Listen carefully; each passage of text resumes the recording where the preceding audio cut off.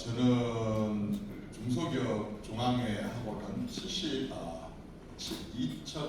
2008년도부터 인연이 좀 있었습니다.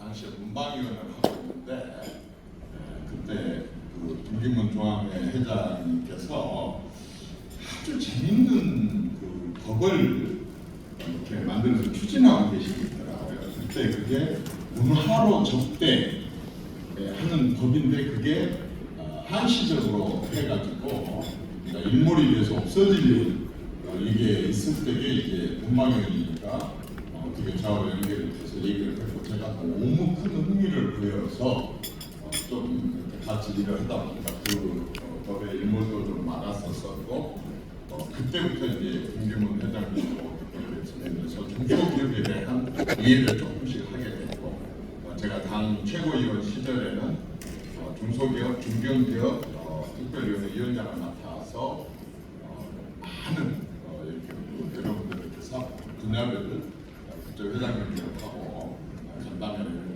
의원들하고 같이 한 적이 있었습니다. 저는 그때 이제 방식을 좀 달리 했었습니다. 한번 만나고 나가면서 휴지통에 넣어버리고 또 잊어버렸다가 그 다음에 선거 때 필요하면 또 간담회하고 다시 또 버려버리고 그 전까지만 하더라도 상당히 그런 간담회가 정치권이 많이 있었습니다.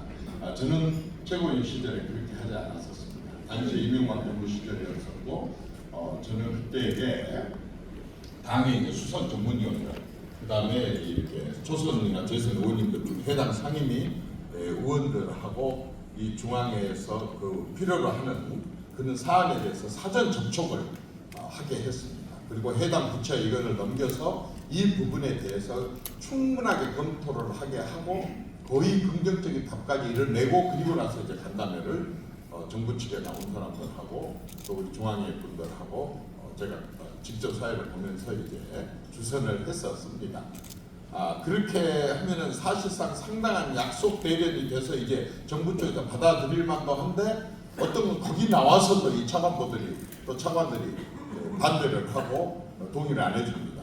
저는 그때 이제 여러분들 요즘에 그 뉴스나 이렇게 보면 정치인들이 도대체 왜 저 사람들 왜 저렇게 성질을 냈을까 그런데요. 성질 내는 것도 무기입니다. 그것도 작전입니다. 좀 때로는 가끔씩 소리를 좀 지르려야만이 먹힐 때가 있습니다. 그래서 이제 제가 의도적으로 좀 정부 쪽을 좀 나무래고 그 자리에서 양쪽 다 수첩 끄집어내서 다시 만나라.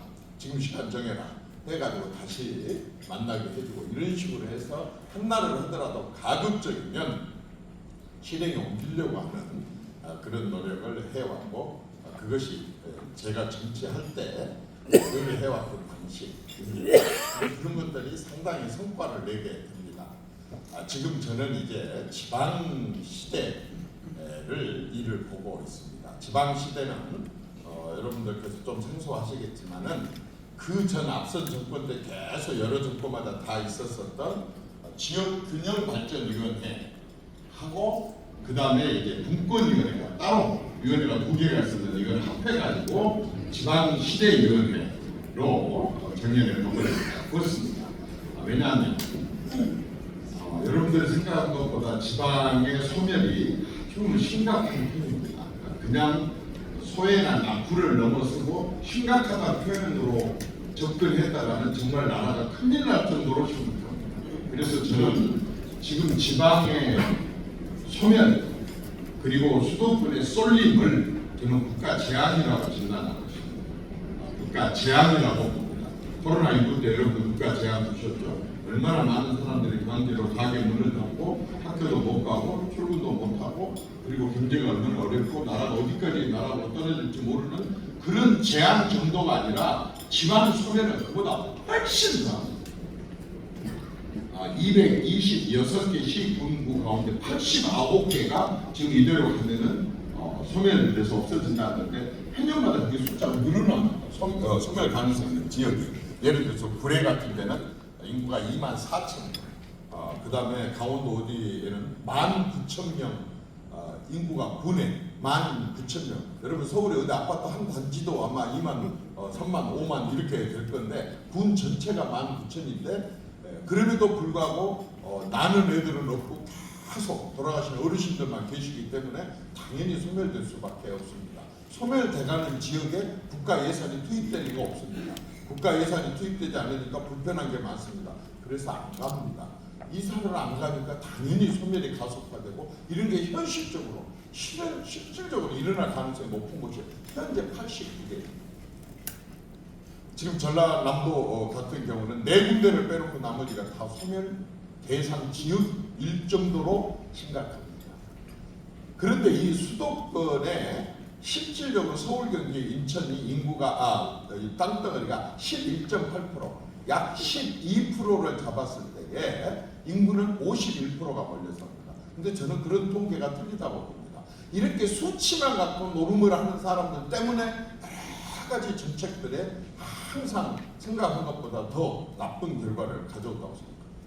서울에 있는 손주들 보러 아들, 딸들 보러 올라온 부모들만 하더라도 완전히 KTX가 미어집니다.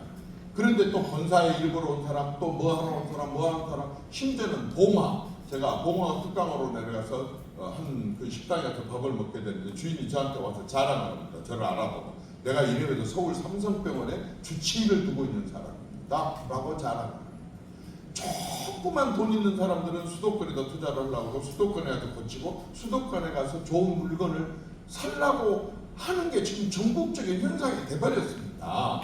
그러다 보니까 지방에 있는 모든 재화는 수도권으로 딸, 아들 가게 내주는데 방어들인데 뭐하는 경우는 전부 지방에 있는 돈들이 수도권으로 몰리고 있습니다. 그렇다고 저는 정치하는 사람 입장에서 이제 수도권을 어떻게 좀 이렇게 규제를 하고 나쁘게 해가지고 지방을 살리는 소리를 하고 싶지는 않습니다. 사실 그것은 지금부터의 정책은 맞지 않습니다. 남자 아니면 여자가 아니라 남자 여자 동시에 또 대기업, 중소기업, 중견기업, 소상공인들까지가 같이 수도권과 지방이 함께 같이 발전하는 방향으로 가는 게 저는 맞다고 생각합니다. 조금만 옆으로 빗나가자면은 예를 들자면은 이념 논쟁들을 많이 합니다. 저는 그렇게 생각하지 않습니다. 대한민국의 좌파다 우파다의 이념 논쟁은 한국 전쟁 때 끝났다고 생각합니다. 전쟁을 겪었던 남한의 거의 대부분 사람들 머릿속에는 일단 공산당과 사회주의가 좋지 않다고 하는 것을 많이 인식을 했고 그 뒤에 많은 정권들이 북한하고 좋은 관계를 유지를 하기 위해서 관계 개선에 많은 노력을 하면 할수록 대한민국 국민들은 북한의 실상을 더 알게 됐고 그리고 이제 와서는 북한식으로 통일된다? 아니면 북한하고 뭘 어떻게 한다고 하는 것에 대해서 계속 부정적인 여론이 높아져 가고 있습니다. 그런데도 불구하고 정치권이 좌다 우다로 나눠서 싸우는 것은 저는 바람직하지 않다고 봅니다. 이미 우가 모든 부분에 있어서 사실상 저는 끝났다고 생각합니다. 우리나라만 그렇습니까? 지금 러시아는 어떻게 되고 있습니까? 종주국이었던 중공과 소련이 지금 다 어디가 있고 동구권이 다 어디가 있습니까? 사실상 이념 전쟁은 저는 끝났다고 생각을 합니다. 이 말하자면 보수 또는 우파가 굉장한 자신감을 갖고 지금과 같이 하는 정책에 부족한 점들을 채워만 나간다고 한다면 저는 사실상 대한민국에서 이념 전쟁이 이미 끝나고 변화할 필요가 없는 싸움을 지금 괜히 상대방을 크게 키워갖고 싸우고 있다고 생각합니다. 그래서 저는 그런 단어를 씁니다. 진보, 보수 둘 다 보스. 그런데 우리 보수 정권에서도 사실상 그 진보 사람들이 주장했던 상당한 수를 받아들이고 있습니다. 그러지 않습니까? 아니 인권을 포함해서 민주주의의 진전은 사실상 그 사람들의 그런 주장들이 그게 맞는 것이긴 하지만 우리가 잠시 고려하고 미루고 있을 때 주장을 해서 그게 먹혔지 않습니까? 그렇다고 한다면 보수지만 보수와 다른 디퍼런트 이제는 보수와 말하자면 디퍼런트를 넘어서 그야말로 비어있는 이제는 다 끌어안은 포용의 정치와 가정의 정치와 탈평의 정치가 이제는 국시가 돼야 된다고 생각합니다. 과거에 반공을 국시가 했던 시절은 이미 국시를 달성을 했습니다. 이제는 공산당 사회주의에 대해서 대한민국 국민들이 썩 좋아하지 않기 때문에 저는 이제는 그야말로 그 보수가 비혼을 해야 된다. 포용, 가정 이게 오히려 탈평 정책을 펼쳤을 때 훨씬 안정적이고 그리고 체계적이고 시스템적으로 말하자면 진보를 또는 좌파를 넘을 수도 있다는 생각을 저는 가지고 있습니다. 실제로 또 정책에 있어서는 보수 진보 정책 많이 진보는 보수 정책 너무 많이 받아들이고 있는 게 사실 일장적인 것입니다. 옆으로 빗나갔는데 다시 돌아가겠습니다. 지방 시대 얘기를 아까 했었는데 정말 심각하다고 표현했지 않습니까? 제가 서울대 병원의 원장이 한번 행사 옆자리에 앉아서 그냥 농담으로 물어봤습니다. 사람의 피가 요 목 위로 한 52% 올라와 버리면 어찌고 돼요? 죽습니다. 그렇습니다. 딱 한마디로 죽습니다. 그럽니다. 지금 대한민국이 죽을 지경입니다. 실제로. 요즘 어떤 세상입니까? 디지털 세상입니다. 디지털 안 들어간 데가 있습니까? 디지털의 매출의 91%가 수도권에 몰려 있습니다. 전문 업체의 89%가 수도권에 몰려 있습니다. 놀라운 것은 전문가들입니다. 뭐 컴퓨터 다룰 줄만 안다고 디지털 전문가라고 할 수 있습니까? 디지털 전문가의 76%가 마곡이나 테헤란이나 판교나 그 밖에 수도권에 다 몰려 있기 때문에 지방에 와서 기업을 하고 싶어도 할 수가 없는 형편입니다. 그래서 지방에 있는 산업체들이 전부 수도권으로 올라오면서 지금 지방에 있는 많은 산업체들이 지금까지는 굉장히 이제 과거에는 화려했고 대단했었지만 지금은 사양 산업에 해당되는 쪽으로 많이 변질돼 갖고 있기 때문에 걱정이 더 되는 겁니다. 지방에 사람이 머물 곳이 없다는 거예요. 여기까지가 지금까지 지방자치였었습니다. 지금 지방의회 선거를 한 지가 34년, 단체장 선기가 30년이 지났는데도 지금도 지방자치는 모든 사람들은 천수다 잘 아시죠? 비 내리면 농사 짓고 비 안 내리면 농사 못 짓고 중앙부처에서 돈 주면 지방 운영되고 중앙에서 돈 못 따면 그 군은 굉장히 어렵고 힘들고 불편하게 살아가는 천수답 지방자치를 지금도 하고 있습니다. 그래서 윤석열 정부 들어와서 이 부분에 대해서 한번 크게 패러다임을 바꾸고 있습니다. 생각을 바꾸고 있습니다. 아주 크게 한번 바꿔보고 있습니다. 그게 뭐냐면은 지금까지는 중앙 경영 시스템, 중앙 부처 위주로 모든 걸 해왔고 엄연히 그건 성공을 했고 그만큼 지방 구석구석에 나라 전체적으로 발전하는 데 성공을 했습니다. 이제는 시대가 바뀌었고 상황이 바뀌었고 또 정책의 수요자인 국민들의 세대도 바뀌었고 이렇게 하기 때문에 이제는 중앙부처가 지방을 무조건 되고 경영하고 끌고 가는 방식으로 해갖고는 진짜 나라가 큰일나게 되어 있습니다. 그래서 윤석열 정부는 지방 주도로 바꾸겠다는 거죠. 중앙 주도의 지방 정책을 지방 주도의 지방 정책으로 바꾸겠다는 겁니다. 심지어는 헌법 개헌 전에도 지방 정부라는 표현을 나는 쓰겠다. 그래서 대통령이 가끔씩 봐보면 지방 정부라는 용어를 씁니다. 마치 연방제 국가를 연상케 하는 것을 하고 있고 실질적으로 군주제 형태로까지 외교하고 안보 빼놓고 국방 빼놓고는 다 넘겨버려야 된다. 지방에. 이런 인식을 갖고 하나씩 지금 시도를 해가기 위해서 아까 지방 시대부터 시작해서 많은 법을 바꾸고 있고 그 중에 이제 정책을 아주 지방 주도로 하는 정책을 바꾸고 있는데 이 지방자치가 요구하면 지방에서 요구하는 게 한 대여섯 가지가 됩니다. 그 중에 일단 하여튼 재정권을 좀 지방에 넘겨주라. 재정권을.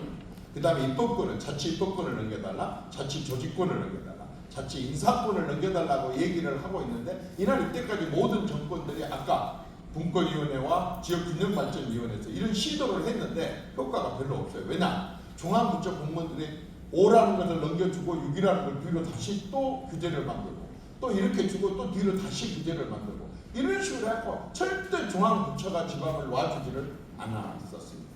근데 이 정부에 와서 지방 주도로 바꾸기 위해서 뭘 했느냐? 자치계획권을 넘기고 있습니다. 자치개혁권이라는 표현을 제가 썼습니다. 자치계획권을 넘기고 있습니다.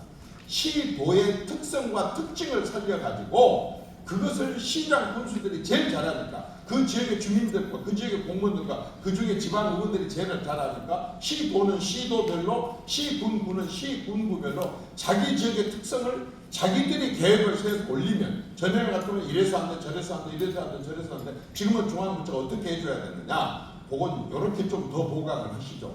이렇게 더 한번 더 채워보시죠.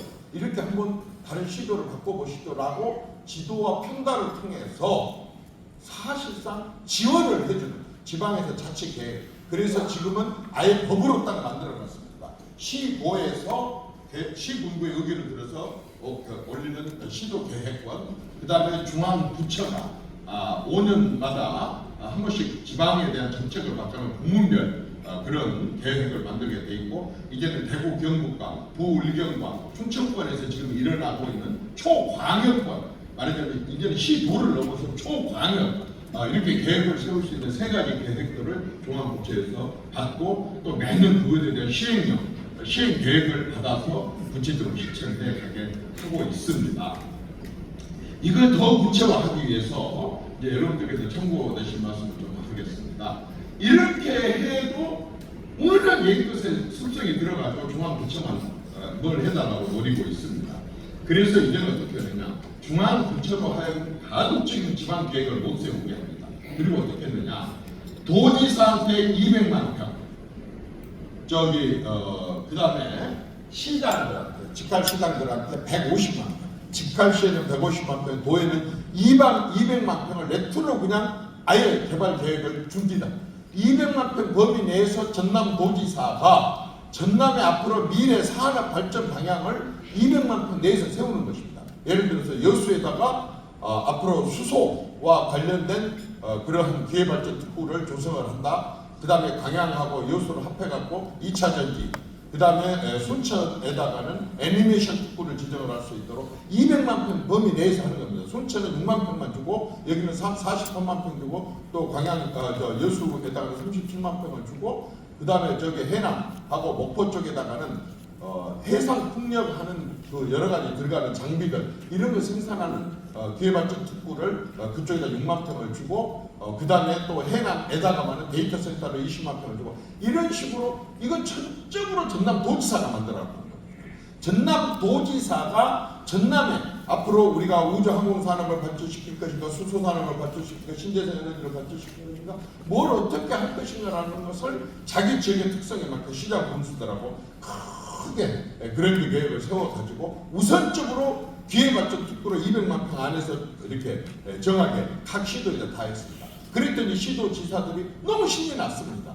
그전에는 사업 하나를 해당 부처와 2개, 3개 부처에 가서 이걸 따오려다 보니까 너무 힘들었고 너무 오래 걸렸는데 200만 평을 자기한테 주고 이 범위 내에서 하라는 겁니다. 근데 그 200만 평 범위 내에서는 몇 가지 특혜가 있습니다. 아주 어마어마한 특혜가 있습니다. 이를테면 수도권에 있는 것을 팔아갖고 내려온다. 그러면 일단 양도세, 그 다음에 그 밑에서 얻어지는 취득세, 그리고 지금 이제 법안을 제출했는데 아직 지금 통과가 안 되고 있습니다만은 상속세의 일부까지를 말하자면 감면해주거나 면세를 해주게 되고, 당연히 뭐 법인세나 소득세는 더 많을 것도 없고, 세금 혜택에 있어서 기회발전 특구 안에 있는 것은 마감하게 해주겠다는 겁니다. 그 기회발전 특구는 수도권에서 이전에 오든지 신설을 하든지 아니면 기존에 내려와 있는데 그걸 확장을 하든지 이런 식으로 하기 위한 어마어마한 세금 혜택을 주게 됩니다. 두 번째는 그렇게 하려고도 하고 봤더니 내려와서 세금 혜택 때문에 좀 관심 갖고 내려와서 봤더니 지방도 땅값이 장난이 아니더라. 이때 이게 아주 과감하게 기회발전 특구로 지정된 그 범위 내에서의 규제를, 어떤 것은 산지도 풀고 어떤 건 농지도 풀고 개발제한구역도 풀고 그 밖에 다른 말하자면 규제를 아주 역대 어떤 데도 없었던 파격적으로 규제를 푸는 정책을 같이 동시에 기회발전 특구 내에 실시를 하게 됩니다. 이렇게 해놓고 봤더니 기업인들이 좋아하기는 했는데 또 손을 듭니다. 뭐냐? 아까도 내가 디지털 얘기를 했습니다. 여기서 이것을 가동할 인재가 없는데 어떻게 내려가서 이걸 하느냐? 사람이 없습니다. 발령을 공채를 뽑아갖고 발령을 했더니 광양 같은 데도 2, 3년 만에 대부분이 다 사표를 내버립니다.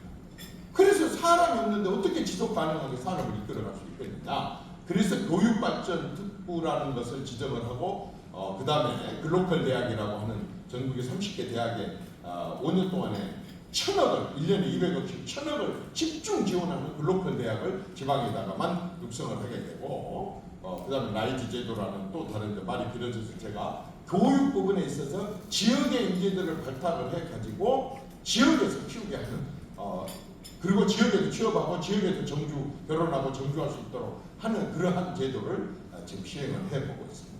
이것 말고도 이제 지방을 하게 하고 있는데, 제가 하나 이제 신뢰를 한 게 있습니다. 이런 것들 뭐 여태 정책이 없었느냐? 그런데 지금 윤석열 대통령이 하고 있는 것 중에 중앙지방협력회의라는 게 있습니다. 중앙지방협력회라는 뭐냐면 대통령과 역시 선거로 뽑힌 17개 시도지사들이 석 달에 한 번씩 만나서 회의를 합니다. 근데 이 회의를 중앙지방협력회의라고 하는 회의인데 이게 사실상 법률적인 그러한 회의입니다. 솔직히 말해서 박근혜 대통령 때는 한 번도 실수를 안 했습니다. 문재인 대통령 때는 이제 끝나고 나서 빨리빨리 인사하려고 한 번을 했습니다. 지금 윤석열 대통령 들어서고 나서 단 한 번의 예외도 없이 3개월 만에 한 번씩 했고 이제 다음부터는 2달 만에 한 번씩 하겠다고 합니다. 이 회의를 갖다가 헌법 개정하기 전까지 그냥 부르자. 뭐라고? 제2의 국무회의로 명칭을 붙여가지고 지금 그 회의를 하고 있습니다. 근데 이 회의에는 아주 특징이 하나 있습니다. 시작 시간만 있고 끝 시간을 정하지 않습니다. 대통령 행사 중에 유일하게 시작 시간만 두고 끝 시간을 두지 않고 시도지사들 얘기를 마음대로 듣습니다. 첫 번째 회의 때 갔다 와서 대통령 비서실에 거의 모든 비서들이 일부 동성으로 얘기를 했습니다. 다시는 이 회의 가지 말라고 얘기를 했습니다. 이 선거로 뽑힌 다음에 대통령 되겠다는 꿈을 갖고 있는 많은 시도지사들이 대통령이 무섭겠습니까? 대통령 앞에서 너무너무 세게 얘기도 좋게 이쁘게 말을 해도 다 들릴 텐데 너무너무 이 말 잘하는 사람들이 세게 조져대는 바람에 정부 저지지 대통령 저지지 뭐 했으니까 그리고 뭐 부탁을 하도 많이 하고 했으니까 하지 말자고 했습니다. 그런데 이 대통령 거기에 흥미를 느꼈습니다.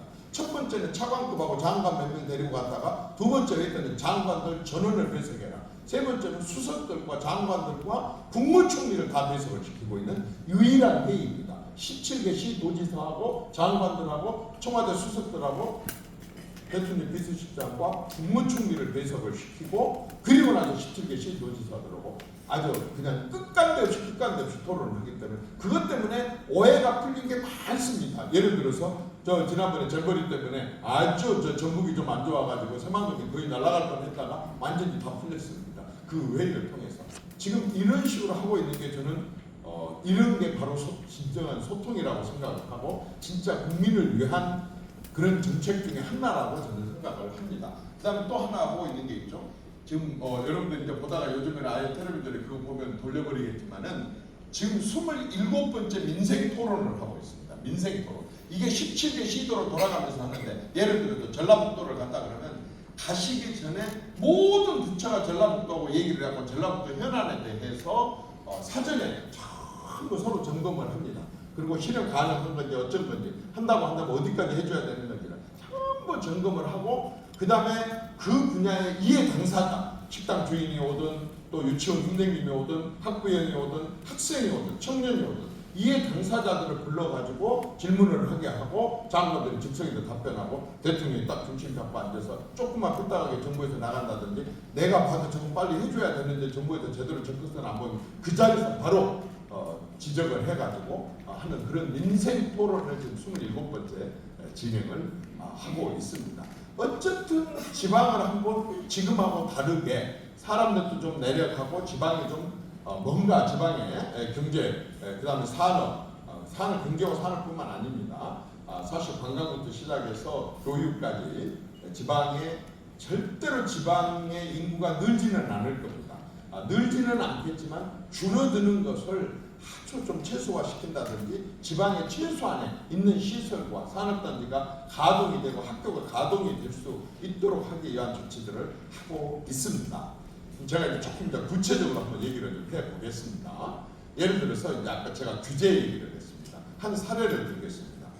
제가 지난번 이제 대통령 취임하고 나서 전남도지사 출마를 해서 제가 아주 떨어지는 곳에 이골이 난 사람입니다. 저는 뭐 이틀 만에 다 떨어버리는 사람인데 하도 전라도에서 많이 떨어졌어요. 지난번에 도지사 떨어지고 났는데 대통령께서 전화를 주셔서 저한테 보건복지부 장관 한번 맡아라고 하셨습니다. 그래서 저보고 이제 의료개혁하고 연금개혁을 정무적으로 한번 추진을 해주셨으면 좋겠다. 근데 제가 사실은 좀 사양을 했습니다. 저한테는 그냥 내가 이 세상을 다 어떻게 바꿀 수 없다고 한다면은 국민 화합 부분에 있어서 호남 문제라도 좀 해결해보고 싶은 게 솔직히 제 아주 깊은 꿈입니다. 그래서 국민 통합을 하셔야 되지 않겠습니까? 그런 자리가 뭐 있습니까? 그래서 이거 있다고 했더니 당대표라고 최고위원을 하고 수석을 하신 분한테 어떻게 그렇게 그런 자료를 줄 수 그렇게 하겠냐 하고 대통령이 조금 약간 언성을 높이시더라고요. 그래서 빨리 도망가려고 이제 부위원장이라도 시켜달라고 했더니 진짜 시켜주셨습니다. 그래서 제가 부위원장이 되고 나서 우리 위원회가 한 것 중에 대통령 공약상 이행하는 것을 지방에 이행하는 것을 또 점검도 합니다. 그래서 제가 광양제철을 방문했습니다. 광양제철을 제일 먼저 제가 딱 갔더니 간부들이 다 모여서 건의를 합니다. 광양제철은 100%가 바다였었습니다. 바다를 국가산단으로 그려놓고 그걸 메꿔가지고 광양제철을 만들었습니다. 그게 666만 평입니다. 그 중에 230만 평을 덜 메꾸고 있다가 그 뒤에 공사를 해서 175만 평을 메꾸고 55만 평이 아직 메꾸지 않고 있는 데를 동환이라고 합니다. 동환. 근데 여기는 지금 쓰고 있지 않습니다. 그런데 포스코가 2차 전지에 투자를 하기 시작하면서 여기는 제철 단지이기 때문에 여기다 투자를 할 수가 없어서 율촌 산단 화학단지에다가 2차 전지 투자를 했습니다. 근데 막 2차 전지 수요가 늘어나니까 10만 평만 더 달라고 하는데 자기들이 봐도 내가 봐도 10만 평 땅이 없습니다. 여기. 그러니까 우리 땅 230만 평이 비어있으니 저기 좀 쓰자. 30분 거리밖에 안 됩니다. 저거 좀 쓰자 그러는데 안 됩니다. 왜 안 될까요? 규제 중에 모든 규제가 있냐면 업종이 다르면 못 들어가게 되어 있습니다. 업종이 다르면 여기는 제철단지고 여기는 화학단지니까 못 들어간다. 그래서 제가 물었습니다. 안전에 문제 있습니까? 안보에 문제 있습니까? 아니면 환경에 문제 있습니까? 전혀 문제도 왜 안 됩니까? 89년도에 만들어 놓은 규제 때문에 그런다는 겁니다. 그래서 포스코가 이제는 어떻게 하려고 했느냐? 하도 안 되고 이 회사는 이렇게 둘 수가 없어서 이걸 통째로 인도네시아로 옮기는 계획을 구체적으로 세워놓고 있었습니다. 그때 마침 제가 갔었습니다.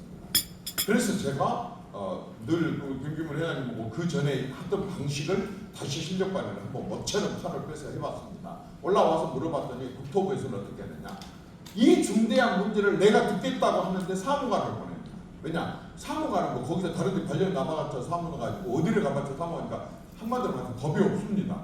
전혀 이 사람들은 이 규제 딱 이 규정 외에는 뭐라고 얘기를 해도 먹히지를 않습니다. 다 거절을 해버립니다. 그래서 또 산업부 동원해보고 국무총리실에서 5번 회의를 했다 만나면 도저히 안 된다고 합니다. 그럴 때는 이제 쓰는 칼이 있습니다. 윗선으로 올라가야 됩니다. 그래서 제가 이제 2차장이 차관급인데 규제를 담당합니다. 마침 청와대에 내가 수석하고 있다 행정관으로 같이 일했었던 사람에서 만나서 얘기를 했더니 상당하게 문제가 있기는 있습니다. 그것으로 안 되겠더라고요. 그래서 제가 한덕수 총리로 나왔습니다. 한덕수 총리는 무역협회 회장하고 계실 때 제가 박근혜 정부 때 2번 국무총리로 추천을 한 적이 있었습니다. 그래서 인연이 있어서 만나서 얘기를 했더니 굉장히 이분도 이거 진짜 보통 문제가 아니다. 인도네시아 옮겨버리면 어떡하냐. 너무 운 좋게도 작년 2월 3일 날 대통령께 업무 보고를 할 기회가 있었었고 업무 보고를 하는 자리로 가서 저는 이제 이 사람들 꼬시는 것을 하도 많이 해봐가지고 요령이 있습니다. 꼭 뭔가를 해야 될 때는 절대 말을 많이 하면 안 됩니다. 저 말 많은 놈 왜 저렇게 조용한 게 있지라고 궁금할 때까지 가만히 말을 안 하고 있다가 중간에 끼어들었습니다. 그래서 지금 말씀하신 대로 되면 얼마나 지방이 변하고 달라지고 좋아지겠습니까? 그냥 아무 소용없습니다. 이렇게 대통령님께서 명령을 내려도 사무관한테 가면은 벽에 탁탁탁 규제 이미 그 전에 만들어놓은 규제에 다 걸려서 꼼짝도 안 합니다. 보고 이 사례를 상세하게 얘기를 했습니다. 대통령께서 하도 어디 언론에 자꾸 경로한다 그랬으니까 제가 그 말을 옮기지 않겠습니다. 어쨌든 하여튼 비서실장한테 즉석에서 지시를 합니다. 이거 경위를 파악하라. 그냥 밖에 나오자마자 김대기 시장 경위 파악해서 그거 뭐 하려요? 해결책을 찾아야 돼. 근데 어떻게 된 건지 단 한 번의 회의를 했는데 단 한 번에 했는데 10개 중에 8개가 한 번에 회의에 끌려버려요. 그리고 2개가 남았는데 이걸 법안으로 해석하느냐 말하자면은 시행령으로 해석하느냐 했는데 법안으로 하면 또 3년 5년 또 걸립니다. 시행령은 2달 이내에 국무회의에 보고를 하게 되어 있습니다. 그래가지고 생각지도 않는데 2월 3일 날 만났는데 4월 20일 날 국무총리실에서 회의 다 끝냈습니다. 이거 완전히 해결했습니다 라고 와요. 여러분 믿어지세요? 저도 못 믿었어요. 그래서 내가 이제 포스코 홀딩스에 그 담당했던 분한테 전화를 드려서 해결됐다 그랬더니 절대로 안 믿습니다. 그래서 총리실이 이런 내 말 안 믿는다 그랬더니 총리실에서 불러다 얘기를 했고 그랬는데 이 사람들이 발표를 미뤄달라고. 발표를 미뤄도 숨 넘어갔던 문제가 또 발표를 왜 미뤄달라고 하느냐? 한참 뒤에 국무총리하고 저하고만 광양을 내놓으라고 합니다. 내려갔더니 기자들 앞에 깍둑 세워놓고 부회장이, 그 당시 회장은 교체 그 시기에 있었기 때문에 부회장이 내려와서 발표를 합니다. 이번에 마련해 주신 230만 평에 우리는 2차 전지와 관련해서 4조 4천억을 투자를 하겠습니다. 근데 앞으로가 아닙니다. 지금 당장 우리 회사 입장에서 지금 당장 투자를 해야 됩니다. 지금도 광양에 건설 장비가 지금 쉬고 있는 장비가 하나도 없을 정도로 그게 장비가 시작됐습니다. 이것 때문에 제가 여러분들한테 이렇게 얘기한 거 아닙니다. 아니, 사실 좀 자랑도 하고 싶었지만 어쨌든 일은 그 뒤에 벌어졌습니다. 어떻게 벌어졌느냐? 대통령이 이 보고를 받고 얘기를 합니다. 지방에서 뭐 해달라고 하면 200억 달러, 2천억 달러, 2조 달러, 20조를 달라고 항상 요구를 했지 않았느냐. 근데 이번에 대기업이 지방에다가 미래 산업에 4조 4천억을 지금 당장 투자를 하겠다는데 여기 국가 예산이 얼마나 들어가요? 하나도 안 들어갔다. 국가 예산을 하나도 안 들어갔는데 대기업이 4조 4천억을 지방에다가 미래 산업에 투자를 한다? 이게 비결이 뭐였느냐? 규제였다. 규제를 해제를 해주니까 이런 식으로 했다는 거예요. 여기서 대통령이 꽂혔습니다. 한번 여러분 보십시오.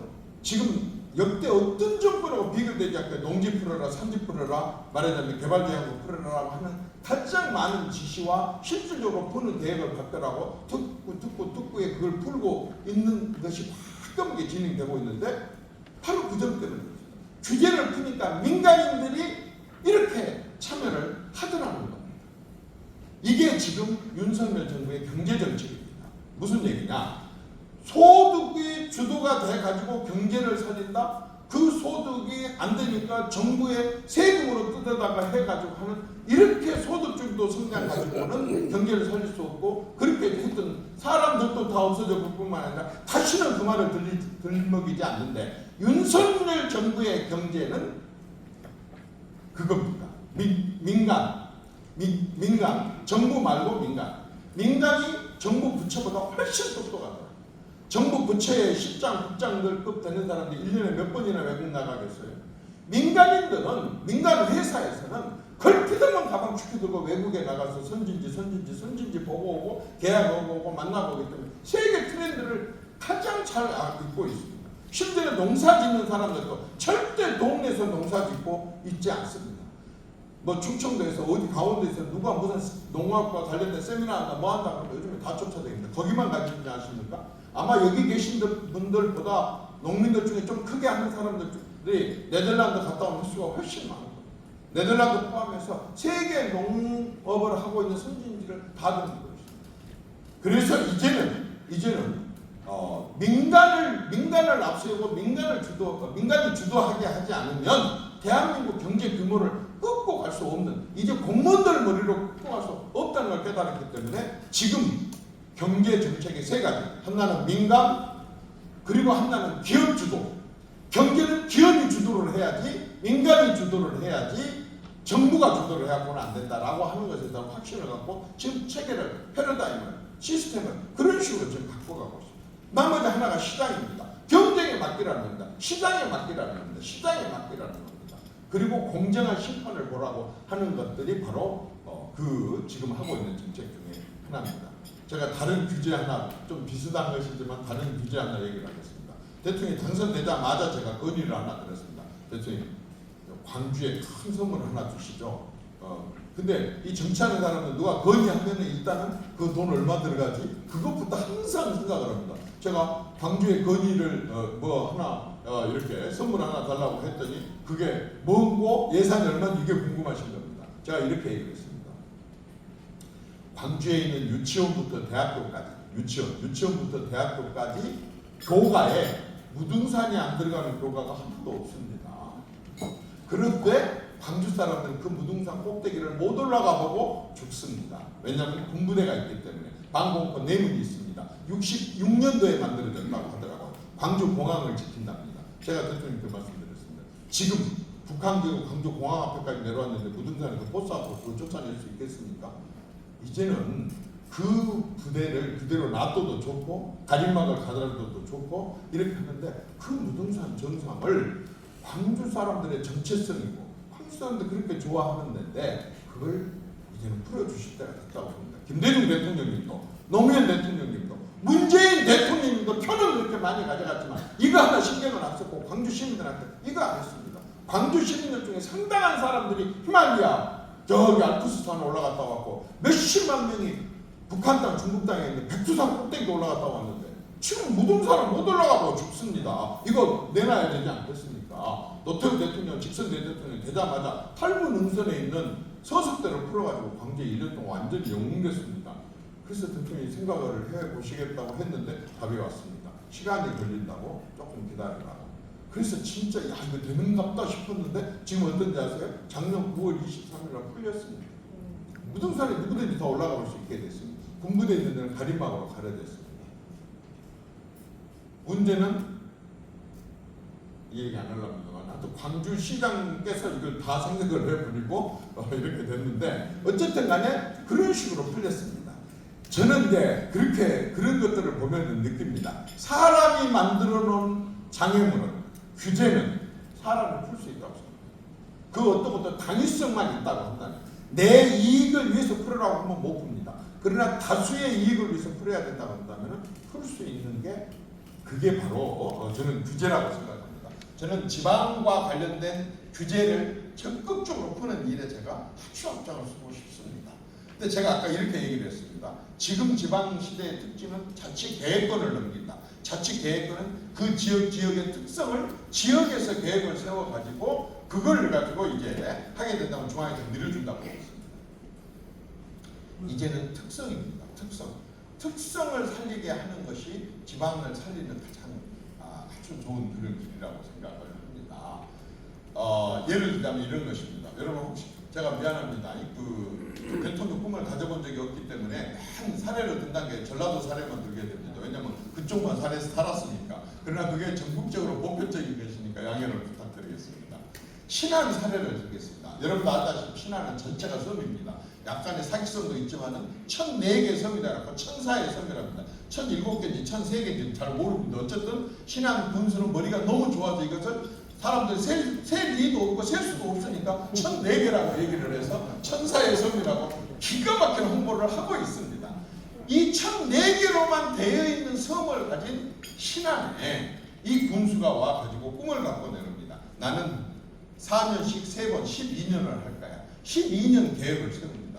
그래가지고 전국에서 가장 열악한 섬으로 만든, 그래서 군청이 목포에 있었던 이러한 신안군의 군수가 12년 계획을 장기 계획을 혼자 세웁니다. 그래가지고 이 섬에 9개 섬에 이렇게 다리를 놓습니다. 다리를. 그 다리 하나가 7,000원, 8,000원도 들고 뭐 2,500원, 3,000원이 듭니다. 이 사람 회가 뭔지 아세요? 김대중 대통령 때는 찾아가고 이 다리를 놔두면 김대중 대교로 하겠습니다. 이명박 때는 가갖고 이명박 대교로 해서 실제로 이명박 대교가 있습니다. 더 놀라운 건 뭔지 아십니까? 이정현 대교도 있습니다. 정말 임자도라는 데가 있는데 임자도 다리 넘는데 제가 2008년도부터 쭉 해가지고 해서 했더니 절대로 제가 정치하면서 제일 싫어하는 게 저한테 감사패 주는 거, 꽃다발 주는 거, 그 다음에 뭐 아까 누구 뭐 이렇게 이름 갖다 붙이는 거 아주 제가 질색입니다.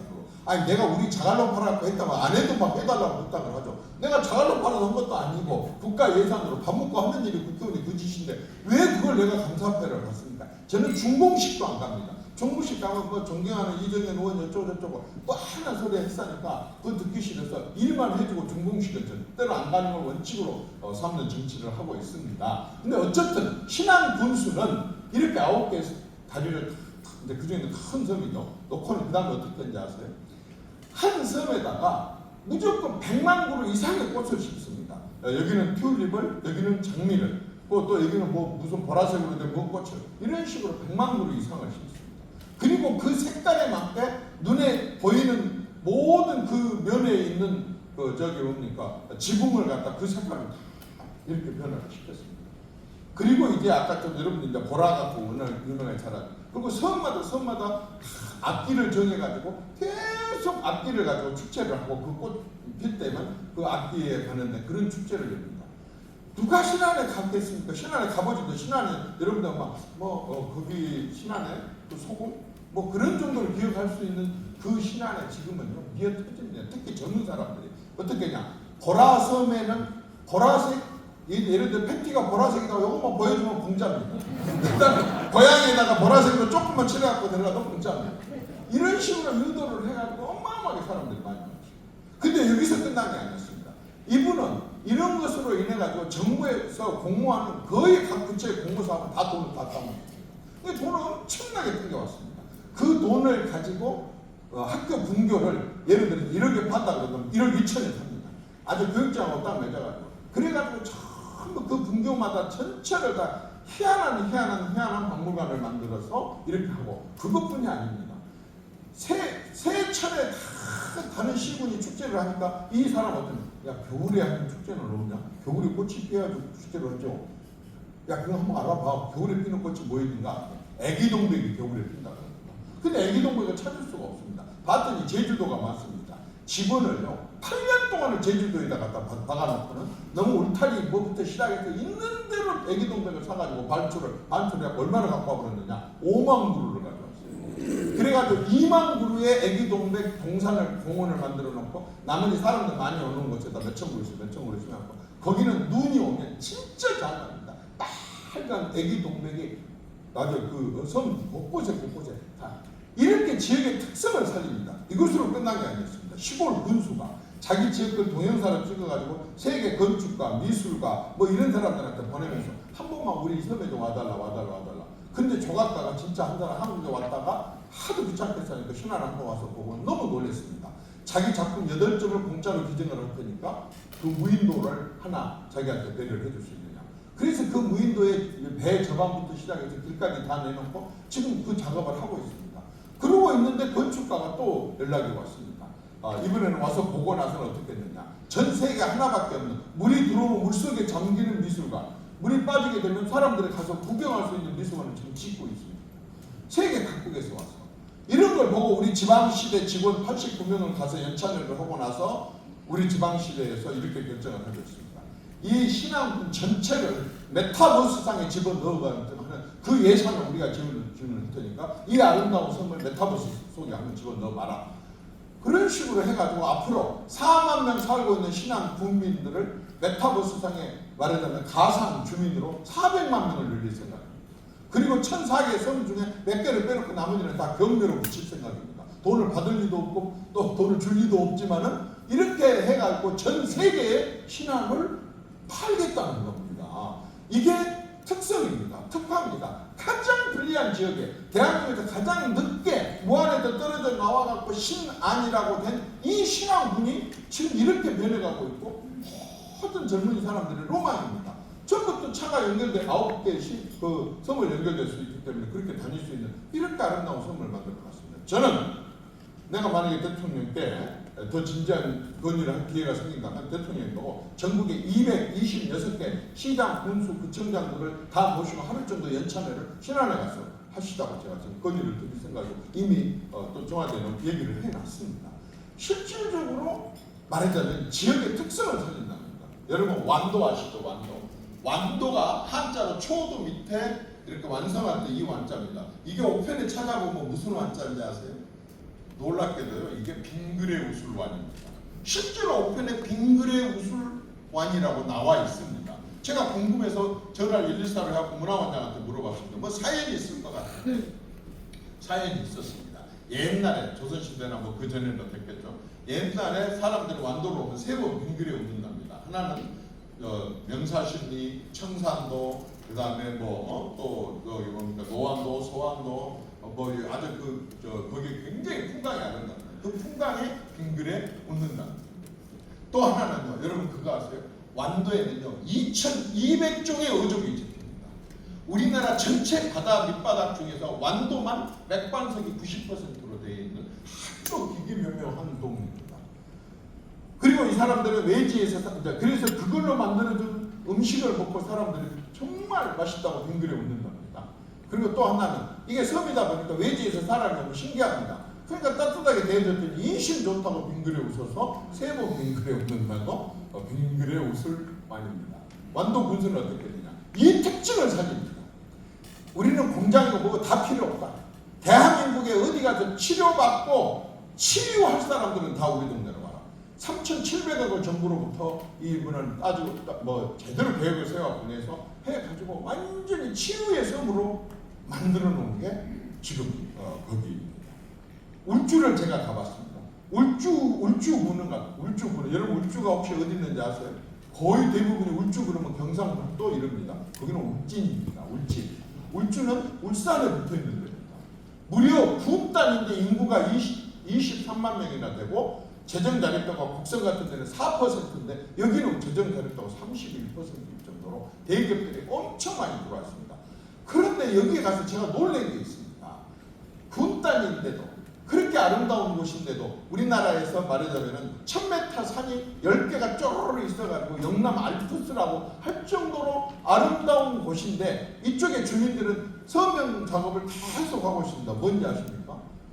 원전을 우리한테 달라고 원전을 우리한테 달라고 서명 작업을 하고 있습니다. 지금 신한울이다 그래가지고 1호기 2호기는 거기서 울주에서 작동이 되고 있고 3, 4호기는 공사 중에 있는데 5, 6기를 또 따오려고 다른 데는 전부 안 하겠다고 도망을 가는데 여기는요 그걸 자기적에 다 하려고 손을 내밀고 있는 것이 바로 지금 이겁니다. 지금 우리가 지방시대의 가장 특징은 아까 제가 좀 말씀드렸습니다. 지방 주도로 계획을 세워라. 그리고 또 지방의 특성을 살려서 이렇게 하게 하라 라고 하는 것인데 각 시군들이 요즘에 이제 완전히 경쟁이 붙었습니다. 아까 기회발전 특구를 서로 끄지고 가려고 하기 위해서 아까 글로컬 대학을 서로 끌어가기 위해서 그 다음에 교육발전 특구를 오늘도 심사를 합니다만은 교육발전 특구를 서로 끌어가기 위해서 한 번도 한 적이 없었던 지방의 대학교 총장들이 시장 분수를 찾아다니고 시청 구청에 있는 팀장들을 총장이 만나가지고 MOU를 체결을 할 정도로 지금 벽을 허물고 있습니다. 한마디로 교육과 행정, 지역에 있는 연구기관과 공기업과 특히 이 모든 것들은 지역의 산업하고 모든 걸 협의하고 협력을 해야만이 지역의 소멸을 막을 수 있다고 생각을 해서 그런 식으로 하고 있습니다. 지금 이렇게 변해가고 있는 것이 지방이고 지방시대고 그렇게 바꿔보려고 합니다. 그렇게라도 해야만이 지방의 소멸을 어느 정도 막을 수 있다고 생각을 해서 그런 겁니다. 일본이 가장 수도권에 집중되어 있는데 31%, 미국은 워싱턴이 1%, 대부분의 유럽이 11%에서 23%인데 우리만 51%지만 51%가 지금 계속 더 늘어가고 있습니다.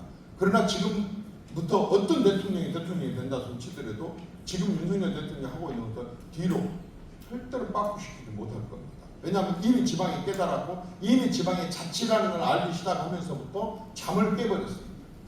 지방 대학교들이 글로컬 대학을 유치하기 위해서 말도 못할 정도로 지금 치열한 경쟁을 하고 있고 시군이 치열한 경쟁을 하기 시작하면서 처음으로 자기들끼리 자기가 하겠다고 하는 이러한 힘을 실어줘서 그렇게 가고 있는 것입니다. 아까도 말씀드렸다시피 지금 이 정부가 하고 있는 경제정책의 가장 핵심은 기업 주도입니다. 기업 주도 그리고 민간 주도입니다. 민간과 기업 이것들을 아까 지방에 이전하는 것도 기업들이 알아서 하는 것이고 그 다음에 민간이 아까처럼 이제는 시장 군수들이 또는 교육감이나 또 총장들이 기업인들하고 가서 사전하고 이런 식으로 협의해 가면서 하게 하는 이런 식으로 변화를 가고 있습니다. 실질적으로 제가 정치를 하면서 얼마 전까지 굉장한 위기를 느낀 적이 있습니다. 위기를 대한민국에 뭐 어떤 것들이 와도 내가 뭐 북한이 어떤 무엇을 역평도 뭐 어쩌고 저쩌고 해도 제가 위기를 느끼지 않았는데 정치하는 사람으로서 제가 아주 위기를 느낀 적이 있었습니다. 그게 저는 기업을 소홀하게 하고 있는 정부 정책에 대해서 그런 위기를 제가 느낀 적이 있었습니다. 무슨 얘기냐? 다 외교도 중요하고 안보도 중요하고 뭐 사회 다른 분야 다 중요한데 진짜 제가 예결위원을 7번을 해본 사람인데 예결위원을 1년에 한 번씩 바꿉니다. 그래서 국회의원들이 보통 4년에 한 번 예결위원을 한 사람도 있고 4년에 한 번도 못 해본 사람들이 있는데 저는 7번을 해봤습니다. 제가 예산을 잘 알거나 그래서가 아닙니다. 호남 쪽에서 당선된 유일한 국민의힘 사람이고 보수정당 사람이다 보니까 호남 목숨 저 혼자 따먹습니다. 누구 나눠 먹을 사람이 없습니다. 그러니까 저는 7번을 예결위원을 예결위원이 7번을 한 유일한 아마 헌정사에 깨지기 어려운 기록이 아닐까 싶습니다. 그런데 이 예결위원을 7번을 한 사람으로서 제가 느낀 것 중에 하나가 국가 재정이었습니다. 국가 재정의 부실이었습니다. 진짜 겁났습니다. 정말 겁났습니다. 다 앞에는 다 놔두고 김대중 대통령 때 국가 부채가 2% 늘었습니다.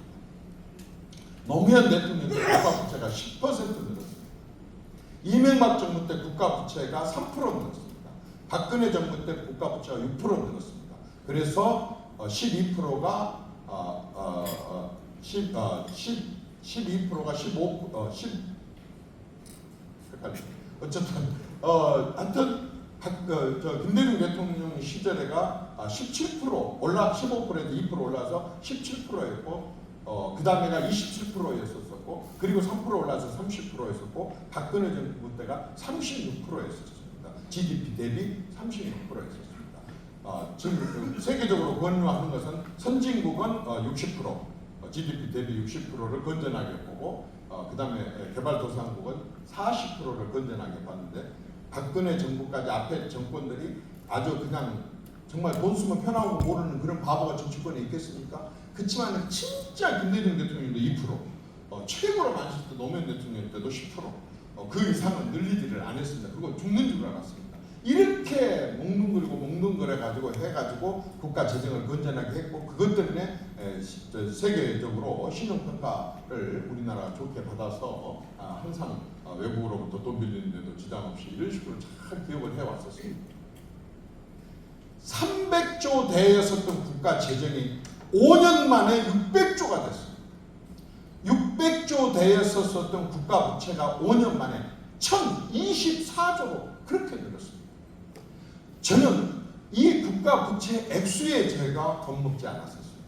제가 가장 겁먹었던 건 뭐냐면은 사람들의 습성을 이렇게 만들어왔거든요.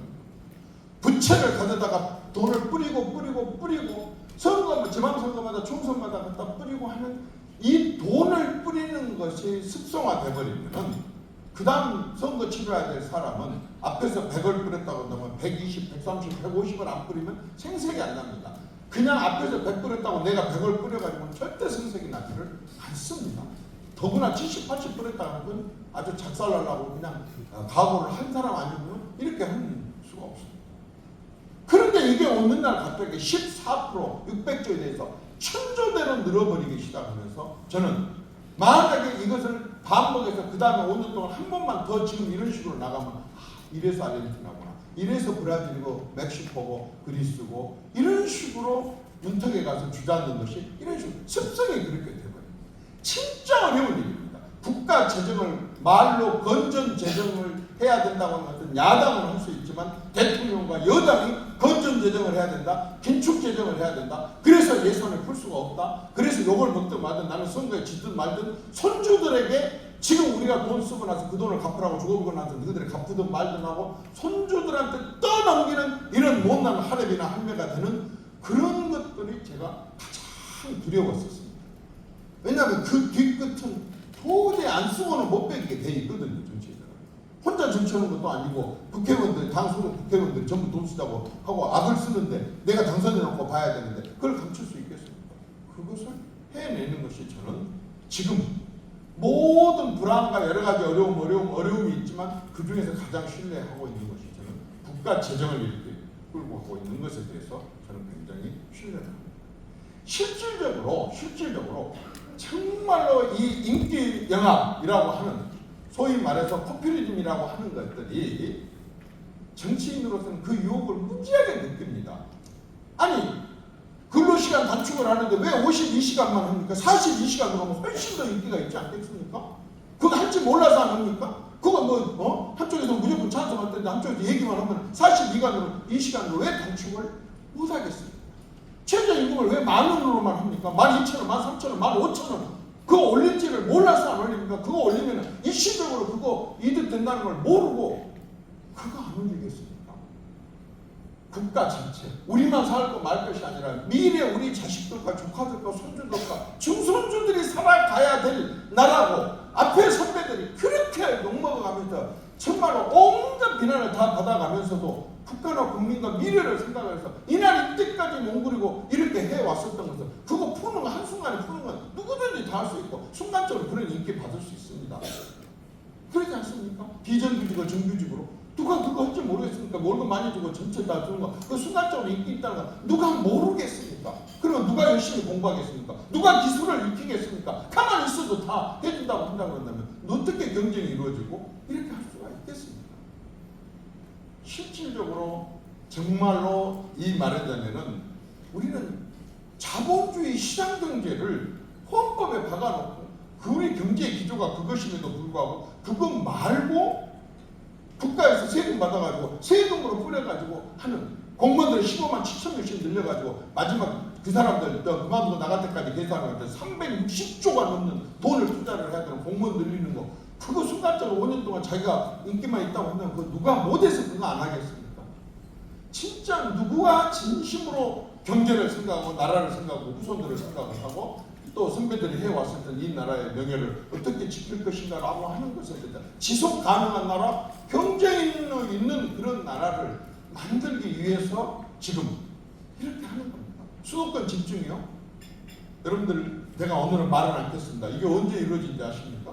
수도권 집중이요. 뭐 여러분들 수도권에 다 계시니까 그런 얘기를 하지 마라 이렇게 얘기하려는지 모르겠지만 진짜 대한민국 미래 생각하면 이렇게 하면 안 됩니다. 수도권에 규제 있는 대로 다 풀었습니다. 박정희는 어떻게 한지 아십니까? 박정희는 경제개발 5개년 1차, 2차, 3차, 4차, 5차 계획을 생각을 해놓고 보니까 지금 어떻게 돌아가지를 압니다. 그래서 말하자면은 서울을 630만 이상의 도시가 절대 되지 않게 해서 그린벨트를 꽉꽉 묶어놓고 다른 어떤 죄보다도 이 그린벨트로 훼손한 사람들을 가차없이 처단을 해가면서 서울을 630만 도시로 만들고 나부터 옮겨가겠다. 수도권에 있어도 되고 지방에 있어도 되는 것은 전부 다 지방으로 옮겨라. 그래서 아까 계룡대부터 시작해서 다 옮기고 지금 무슨 뭐 공부 좀 했다 그래갖고 지방에 내가 왜 나를 가야? 그 당시에 과학자는 말도 있지도 않은 그 시절에도 미국에서 데려온 과학자들을 대전 말고 그 밑에 대덕의 연구단지다 갖다 만들어서 지방으로 다 내려버렸습니다. 그게 다른지 아십니까? 나는 전라도 살았지만 여천이라는 말을 그때 들어보지도 못했어요. 그런 여천에다가 화학단지를 조성을 하는데 어마어마하게 국가산단을 만들어서 어떻게 했어요?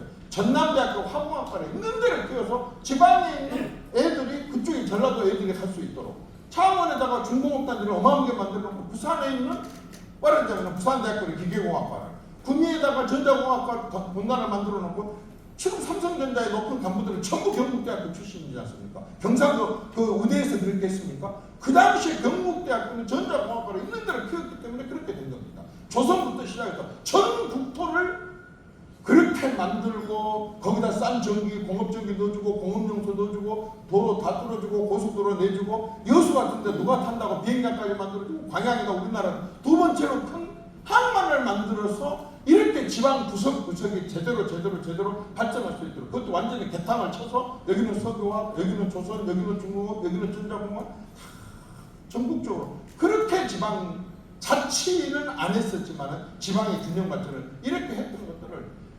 수도권에 아까처럼 51%가 살고 있으니 뭐가 제일 많아요? 정치인들이 좋아하는 거? 유권자가 많이 살고 있지 않습니까? 그 유권자들의 비율을 맞추기 위해서 수도권에 있는 규제를 다 풀어버리고 그러다 보니까 사람이 부족하다니까 수도권에 대학들의 야간대학교를 있는 대로 다 늘려주고 어느 순간에 야간대학교를 주간으로 다 바꾸고 그래서 지방에 있는 인재들을 수도권을 다 끌어오고 그러다 보니까 서울에 도대체가 밥값이 비싸서 결혼을 못하겠다. 1년만 더 벌자. 1년 더 벌자. 34시, 35, 35, 37, 38까지 돼도 돈 결혼을 못하게 늦춰준 이게 바로 그런 데 원인이 있는 것입니다. 그러고 나서 결혼을 하다 보니까 제대로 된 방 하나 못 짰는데 서울은 안 되니까 어떻게 합니까? 경기도로 내려갑니다. 그러니까 또 어떻게 했었습니까? 완전히 신도시 이게 신도시 3개 다 만들어주고 그래도 1시간 반씩 출근하니까 피곤해 죽겠다니까 GTX부터 시작해서 지하철부터 급행부터 시작해서 있는 데를 다 수도권에 이런 모든 걸 다 만들어주다 보니까 지방이 이런 지경이 이르게 됐습니다. 그래서 저는 사실 이걸 안 맡았을 때는 국회의원 3번 하는 동안에 대정부 질문에서 지방을 한 번도 들미겨 본 적이 없어요. 이거 지방시대 맡아갖고 뛰어야 되는 것은 제가 요즘 진짜 수업면 넘어갑니다. 이러다 진짜 큰일 나겠다는 생각이 듭니다. 어떻게 나라 한쪽 구석에 다 몰려놓고 일본에 4분의 1도 안 되고 미국에 100분의 1도 안 되는 땅에서 또 수도권에다 이렇게 51% 갈수록 이렇게 집중을 시킨다고 한다면 이게 정상적으로 나라가 발전할 수 있겠느냐는 거죠. 저는 이제 완전히 지방에 대한 전도사 역할을 하려고 합니다. 고맙습니다. 질문하지 마십시오. 사실 여기까지가 제가 외워갖고 지금 겨우겨우 했는데 모든 걸 질문해버리면 제가 답변도 못하니까 특히 중소기업에 대해서는 아무것도 모르니까 그냥 마치려고 합니다. 고맙습니다. 오늘 이정현 부회장님 제가 한 말씀만 드릴게요. 여기 계신 분들이 다 기업하는 분들이 대부분 오셨는데 우선 한마디 말씀드리면 빨리 정치권으로 빨리 가셔야 될 것 같아요. 그리고 여기 계시는 분들이 저만 만나면 텔레비 뉴스를 끈대요. 다 안 본대 뉴스를 보기 싫다고. 근데 이게 큰 문제거든요. 그래서 빨리 정치에 가셔가지고 텔레비 뉴스를 볼 수 있게끔 텔레비 자주 나오면 그거가 잘 될 것 같습니다. 자, 두 가지만 좀 말씀을 드리겠습니다. 제비 한 마리가 어떻게 봄을 오게 하겠습니까? 저런 그런 능력이 있지는 않습니다만은 저는 이제 트럼프가 땅 하고 이걸 하고 그 다음에 이렇게 하는 사진이 딱 나오는 순간 여러분들 어떻게 되세요? 이제 트럼프 됐다 생각하셨겠죠 대부분이. 저는 반대 생각을 했어요. 정치권에 오래 있다 보니까 바로 감각적으로 아이고 트럼프 큰 위기 왔네라는 생각이 들었습니다. 왜 그랬느냐? 이렇게 하면요 지지율 팍 올라갑니다. 지지율 올라가면요 자기 혼자 하는 게 아닌 게 정치인 겁니다. 상대가 하나 있는 거거든요. 이렇게 되면 민주당은 100% 후보를 갈게 되어 있거든요. 딱 이렇게 하는 순간 아이고 너는 이것 때문에 까딱 지게 생겼다라는 생각이 들었어요. 왜냐하면 바이든이 물러나 절대 안 물러나는데 이 순간 이제 민주당에서는 바이든 갖고 안 되겠다는 생각이 들면 갑니다. 하면 이쪽에서는 뉴잖아요. 뉴스가 뭔데요? 뉴의 복수가 뉴스입니다. 새로운 것은 기사를 써주게 돼 있거든요. 늘 나오는 기사를 안 쓰게 돼 있거든요. 그래서 저는 얼른 감각적으로 아이고 트럼프 너는 이것 때문에 굉장히 어렵겠다는 생각이 좀 들어요. 그게 이제 적지한 사람의 감각입니다. 저는 요즘에 국민의힘의 당대표 이걸 선거를 한 걸 보면서 아예 쳐다보지를 않습니다. 아예 뉴스를 보지를 않고 아예 아무것도 제가 정보를 입수하지 않습니다. 사실은 제가 끌어내려온 사람이지 않습니까? 2016년도에 당대표 그 힘들게 오남 놈이 처음으로 보수정당의 당대표 됐는데 저를 끌어내린 사람들이 지금 당대표 출마한 사람들 중에 있습니다. 2사람이나. 그런데 그래서 나는 그런데 그 후배들 잘 해봐라. 지금요 13명째 바꾸고 있습니다. 나 끌어내는 이후로 13명째. 이 세상에는요 특히 정치인들요 쉽게 제도 바꾼다 제도를 정착을 시켜야지 제도를 조금 불편하면 바꾸고 이게 잘 되는 거냐. 사람 바꾸고 하면 잘 바꿀 것 같아요. 나중에는 이제 픽픽픽 돌 정도로 바꿔버려요. 이게 절대로 바꾸는 게 능사가 아닙니다. 근데 지금 요즘에 이 내용을 보면서 제가 진짜 좀 안타까운 게 있습니다. 조금 있으면 프랑스에서 뭐 열려요? 올림픽 열리잖아요. 여러분들 양궁 선수들 한번 생각해 보세요. 올림픽에 나올 정도로 된 선수들은 얼마나 잘 쏘는 선수들입니까? 지금 국민의힘에서 당대표 나온 사람들은 진짜 정치적으로 다 대단한 사람들 아니겠습니까? 이 사람들은 지금 양궁 사설에 섰습니다. 뭘 바라봅니까? 자기 앞에 있는 표적의 10점을 바라봅니다. 나중에 10점, 9점을 쏘든 어쩌든 10점을 바라보고 있습니다. 그걸 응원하는 관중들도 텔레비전을 보고 있는 사람들도 우리 선수의 그 10점 자기 반응을 보고 있습니다. 지금 4명의 출마하는 사람들 하는 꼬라지들을 보니까 자기 관역이 10점이 아니라 옆에 있는 관역이 10점이에요. 이걸 10점 쏘면 자기한테는 점수 하나도 안 들어갑니다. 남 공격하고 미나 아무리 잘해봤자 자기 점수하고 상관이 없거든요. 지금 완전히 나무 관역에다 10점짜리 쏘고 앉은 올림픽 선수를 대표를 내보내고 앉아있는 저는 답답합니다. 네. 마지막으로 이재명 강의 이재명의 부인 기념 촬영에 모두 앞쪽으로 나와주시기 바랍니다. 네, 기념 촬영을 하도록 하겠습니다.